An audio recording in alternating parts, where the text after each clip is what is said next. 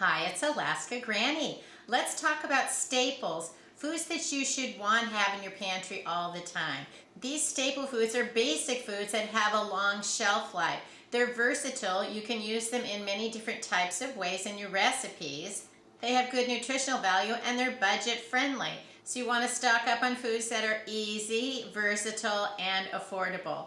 The first staple food would be dried beans. These are pinto beans, but you could choose white beans, black beans. There's all different kinds, even things like lentils and split peas. You can have a wide variety. You don't have to just have one kind.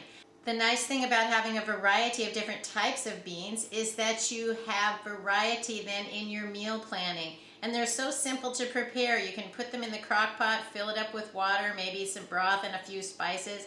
Turn it on high for 6 hours. You don't need to soak beans. You can just prepare them. Kidney beans have a few extra steps that you need to make sure that you prepare them fully so that you don't have any kind of toxins in them. Have some staples in your pantry that start with some dried beans. The next staple food is white rice. Choose white rice over brown rice because white rice can last for decades. Brown rice naturally has a high oil content, so the oil can go rancid. White rice is versatile. It's one of the most popular foods prepared around the world, and it's very inexpensive. Depending on what kind of seasonings, spices, and sauces you add to your white rice, you have a new flavor profile so that you add a wide variety into your basic foods. The next pantry staple would be pasta, dried pasta. You can get any kind of shape you want. I prefer to store the long straight noodles because you can break them in half, stick them in a jar, put on the lid, and you have a lot of food in one jar in an airtight container that it can last for a long, long time. The cute noodles, the curly ones and tubes, they have a lot of airspace between each noodle, and so they take up a lot more space in the jar. So you can store many more of the long straight noodles in each jar than the pretty or tubes or curly or interesting shaped pastas. It's something to consider if space is a problem so that you can get the most food into the smallest amount of space. The next basic staple would be oatmeal. Oatmeal is so versatile. You can prepare it as oats. You can use it for fillers into things like meatloaf. You can prepare it overnight oats. You don't even have to cook it. You can even turn oatmeal into oat milk by soaking it and then putting it through like a cheesecloth or strainer. You strain out the chunks and you can make some oat milk. So there's a lot of things that you can do with these basic dried foods. But the number one thing you need to remember is that you need to store the dried food correctly in an airtight container, cool, dark, and dry. I like to store them in canning jars because it gives me a small amount of food. I don't have to open up a 5-gallon bucket if I want to prepare, say, a crock pot full of beans. You can have them in a large amount as well, but it's simple for me to store them like this. And I have the buckets too, so it's up to you. You can store your food what fits into your space and your lifestyle. So when you put them in a clean canning jar or just a recycled jar, it can be any jar, even that's why I like to buy the Classico pasta because these jars are the same as a canning lid. And so you can use a new lid if you need to, or you can reuse these if you can get the aroma out of the lid.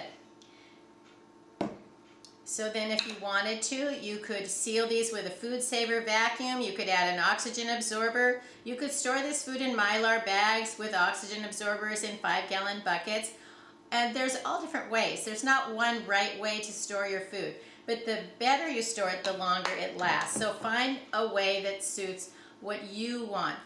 Look over your pantry space, your shelf space, and your family's needs. If you have a great big family, buckets make perfect sense, but if you're, say, alone or you just have 2 or 3 in your family, smaller containers are a good way to start having a lot of a variety of the longest lasting foods.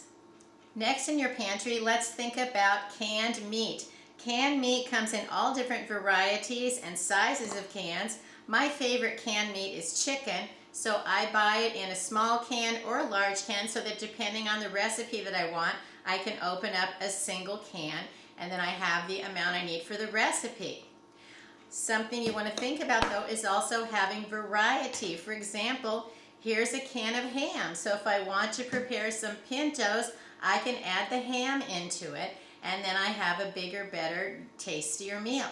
Be thinking about how you're going to use the foods when you're buying them so that you have an idea of how to use this food, because the whole point of having the food stockpile is to use, rotate, and replace those foods, so ongoing you always have the freshest supply of food in your pantry. You don't want to just have 30-year-old dried beans and rice and 20-year-old cans. You want to have foods that you're actually willing to eat, you know how to prepare them, and you take the time to use, rotate, and replace them.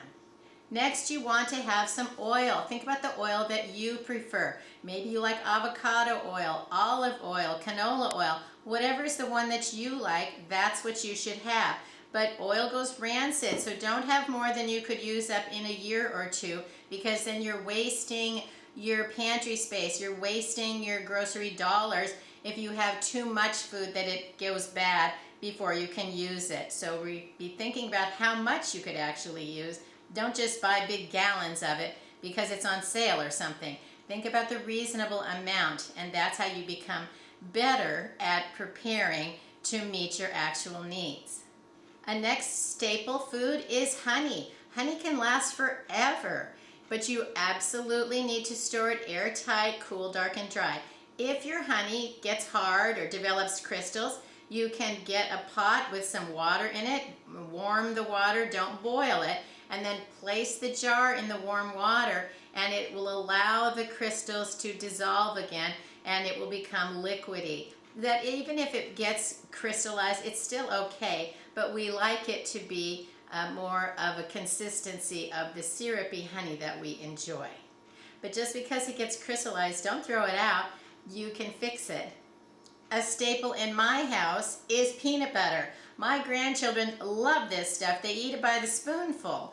That's their idea of a good time, and they eat peanut butter every single day. Luckily, no one in my family is allergic to peanut butter, because that could be a huge problem.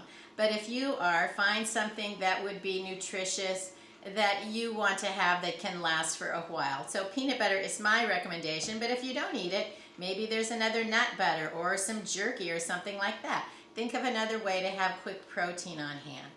Then we want to think about canned fruit. Make sure that you have a variety. You can also buy dried fruit and dehydrated fruit. That can last even longer, but this is simple to open a can, and then you have a serving for a dessert, pour it over ice cream, serve it as a snack. There's all different ways that you can use canned fruit. I also have a supply of canned vegetables. Get any kind of varieties that you like.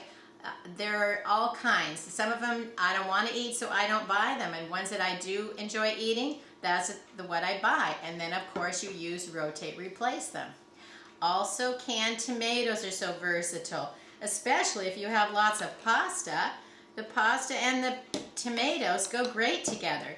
So find the tomato products that you use, whether it's pasta sauce, diced tomatoes, tomato sauce, tomato paste. Figure out what you like, and that's what should be in your food stockpile, in your prepper pantry, and your basic foods that you don't want to go without.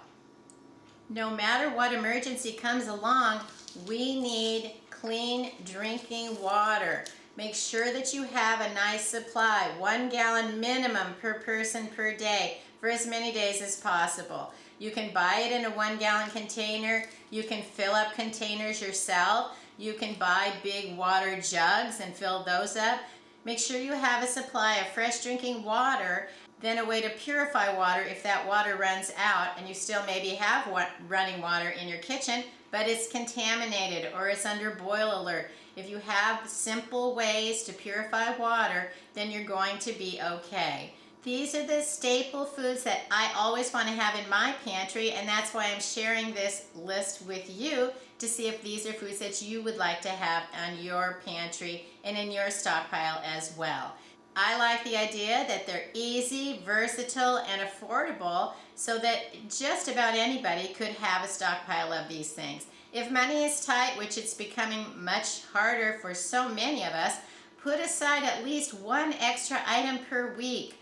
1 can of soup, one package of pasta, one bottle of water. Get something every time you go to the store so that you are being closer and closer to having more and more of the things that you need so that you can face an uncertain future. Nobody knows what's coming. The power could go out today. The roads could get flooded from a rainstorm. You could have a hurricane, a tornado, an earthquake. We don't know. But we can know that if something happens, we don't have to panic about figuring out how to take care of the basic needs of our family because we have prepared. Leave it in the comments, what other basic staple foods do you think we should have? And tell us so that we can think about maybe we'd like to add those to our stockpile as well. I hope you'll like my video, share it, please subscribe to the Alaska Granny channel.